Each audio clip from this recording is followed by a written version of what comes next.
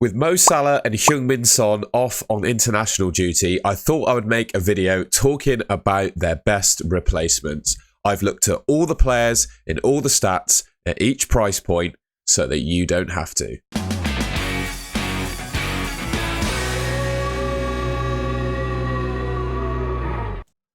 I thought I'd start the video quickly by just talking about when these players are likely due back from their respective tournaments, right? And thanks to Rob T FPL on Twitter, he's put together a fantastic graphic that allows you to see just that. And I'm going to play a bit of devil's advocate here, if that's okay. Son in South Korea, I think, are probably the strongest team in Asia. And in my opinion, I'd back them to get all the way to the final. And I think they're favourites to win the tournament, right? But Salah and Egypt, I really don't know how far they're going to get. And when you look at this graphic, right, say Egypt get knocked out in the round of 16 quarterfinal, Salah potentially misses only 2 or 3 weeks of Premier League football. I'd say if he's only missing 2 weeks and you've got decent option on your bench or potentially some money in the bank, do you really need to sell him? Now, I'm just playing devil's advocate here. I'm obviously making a video talking about their replacements, but hopefully this stat kind of helps you think about whether you actually need to sell these players, particularly if you've got a really strong bench. You could save yourself a transfer and optimize another area of your team. Just as something to think about. I'll go through the replacements now. Okay, first up then, I wanted to talk about midfielders 7 million and above. And the first player is Bukayo Saka. Now, I know his recent form, and particularly Arsenal's recent form, has not been amazing, but I just think he is a player that's going to consistently knock out returns across the season, regardless really of the level of opposition that he faces. And he's just the kind of player that's going to reward patience. He plays every game for 90 minutes and he might not take all of them, but he is Arsenal's designated penalty taker. And to be honest, in the last couple of games, he's looked to be by far their best player, and he is their talisman, right? There's no competition on that right wing spot for his place. I think he's going to play every game in the Premier League for sure. And his stats and underlying numbers, they're not that bad. 0.72 expected returns per 90. 14 returns from 19 starts, I think, is really, really good. And he's a super solid option. And with Palace, Nottingham Forest, Liverpool's a bit tricky, West Ham and Burnley. I know Arsenal have not been that great recently, but I do expect them to turn the form around. And I think Saka's going to get some attacking returns in those games. Keeping on with the Arsenal trend, and I do think despite previous results, Arsenal have enough historical data behind them to suggest that they're a decent attacking team, and their options they're always pickable, aren't they? Odegaard, I think, is another decent option, another one that's nailed to play for Arsenal, and usually for 90 minutes. He's their club captain, nailed on in the position that he plays, and this season, Saka obviously being the designated penalty taker, Odegaard, as we know, has taken some pens off of Saka, so before the end of the season, I do expect him to get a few more penalties. And I'd say, Arsenal are too good to keep losing. They will turn this poor run of form around. And Odegaard is another player. He's going to start every game, consistently knock out returns across the season. And I think he's going to reward players for their patience.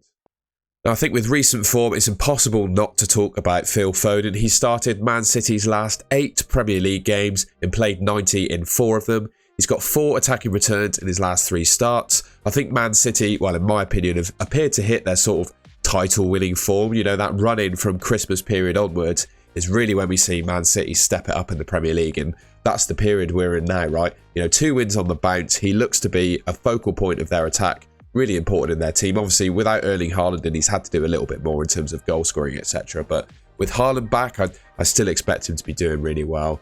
And yeah, good upcoming fixtures. Newcastle in a poor run of form, of course. Burnley, Brentford, Everton and Chelsea. I mean, those fixtures are great. And I'd say of all the Man City mids at the moment, he's probably the best of all of them. Next up, we've got Jared Bowen. I really, really like Bowen. I personally think of all of these players, he could well be the best if you don't have him already. He definitely looks to be back in form. The form of a couple seasons ago where he got, I think, 10 goals, 10 assists across the season. Well, he's definitely looking like he's hit that form again, right? West Ham have got a nice set of upcoming fixtures. Could foreseeably see them scoring in all of them. And Bowen in particular, he's nailed to play for West Ham. 90-minute man, certainly in the Premier League at least. And even with Europe last season, he played in all of the games in the Premier League. So I think with the trend of that, he's going to start every game going forwards as long as he's not injured. And he is one of the few players in the league, along with, unfortunately, Son, who's obviously off to his tournament, he's one of the few players in the Premier League that consistently outperforms their expected goal stats. So you look at those stats and think, well, he's got 11 goals from 7.7 XG. You know, is that you know, sustainable? But season on season, he's one of the few players. He's such an elite finisher. He's one of the few players that overperform those stats. So I wouldn't let that worry me. I'd expect the goals to be better than the XG for the rest of the season. And I think he could finish on 20 goals. And a 20-goal man for 8 million, fantastic value and obviously a really good option. Thought I'd put together a quick stats sheet comparing the 4 players basically, just so you get an idea of how they stack up against one another. I think probably Saka and Bowen, in my opinion, are the best 2. You know, most nailed in their teams, got the best underlying numbers and total returns so far this season. Odegaard and Foden probably 3rd and 4th. It's a bit close between the 2 of them. I think obviously Foden has the better stats and expected points going forward, but I'd say he could be due a benching in the next few weeks, particularly with De Bruyne and Haaland due back for Man City, whereas Odegaard, I expect him to play game on game. So it's really up to you who you pick out of these 4, but I'd say Saka and Bowen are my top 2, Odegaard and Foden, and then there's a minute sort of comparison between the 2 of those. But yeah, just thought I'd show the 4 on a table so you can compare yourself. Dropping it down now, we're going to talk about midfielders below 7 million in price. Now, the first player I'm going to talk about is Cole Palmer, the man of the moment in fantasy football in the Premier League, I would say. There's obviously question marks around whether he's a replacement, because if you're watching this, you likely probably own him already. But I'm going to talk about him quickly because if you don't have him, I think he's a fantastic option. Chelsea's most important player at the moment by far, playing 90 minutes, and he takes the penalties. He's showing real danger from open play as well. There was speculation when he first signed for Chelsea, obviously scored 4 or 5 penalties, whether he was just a penalty merchant. I think he's dispelled that rumour himself. He's got a few open play goals now and 5 assists, and I'd say he's one of the best midfielders in the game. You know, forget the price, he's absolutely fantastic. And Chelsea's upcoming fixtures, I'd say 3 of the 5 are really nice, and to be honest, based on how Palmer has been playing, he could well score in each of them regardless of the level of the opposition. 0.77 expected returns per 90. If we go back to the players we spoke about before, you know, he's better than some of the 7 million plus mids, right? So yeah, you can't ignore him as an option. And Bernardo Silva has been quietly chipping away with returns recently. He's got 3 returns in his last 4 games. He's obviously nailed to start for City this season and playing 90 minutes. I think one observation, obviously it's been without Haaland in the team and Kevin De Bruyne as well, but particularly Gundogan, I think. Without Gundogan in the team, I think Bernardo Silva has really had to get more involved in the attacking returns, and you know, that means he's obviously got more returns than he has in previous seasons. 9 returns in 15 starts, right, is pretty good. And he's a nice differential as well at 5.1% owned. And speaking about it with Foden, you know, I think Man City have kind of hit that title-winning momentum that they've had in previous seasons. And yeah, decent fixtures coming up. I think he could be a nice option if you want to go a little bit different. A little hidden gem, I think, is Michael Elise of Crystal Palace. Absolutely nailed to start for them, playing 90 minutes. He's putting up some really good numbers. Started 7 games this season and has 6 attacking returns. And when both him and Eze were on the pitch against Man City, thanks to the comment section in a previous video, Elise took the penalty. So I would say he's actually the designated Palace penalty taker now. And he's an uber differential at 1.2% ownership. And I think 5.8 million, you know, weeks where you don't want to start him, he's cheap enough where you can just stick him on your bench. But 0.7 expected returns per 90, you know, that's nearly at the level of Cole Palmer. And yes, the Arsenal fixture mixed in there is tough, and that's the next fixture he's got, unfortunately. But we've seen Arsenal shipping goals recently, and he's got Sheffield United, Brighton, Chelsea and Everton, all teams that I would say don't necessarily struggle defensively, but do concede goals. So could well see Palace scoring in those games. And if they do, I think Elise is going to be involved. Now, you can't speak about Michael Elise without talking about Eze. He's also nailed to start for Palace, plays 90 minutes. The 2 of them link up really well, and another nice differential at 2.8% ownership. However, with the fact that Elise has now taken on penalty duties, I think he's probably a stronger option than Eze, but I can't not mention Eze, right? So he is definitely an option in midfield. Now, in recent weeks, Richarlison has definitely stepped up his game. And across the season so far, right, people might say he's had a disappointing season. But when you look at the underlying numbers, particularly the expected returns per 90, a stat I personally really like, 0.69 is really, really good. And it suggests he hasn't had quite as disappointing a season as people might suggest. With Son going, it does, you know, impact Spurs going forward. So I think when you pick Richarlison, you have to do it knowing it might be a bit of a risk, you know, with Son off, one of literally their best player. How does that impact Spurs in attack? I think question marks around that, right? But 5 goals in his last 5 games. He's going to be nailed on without Son in the team.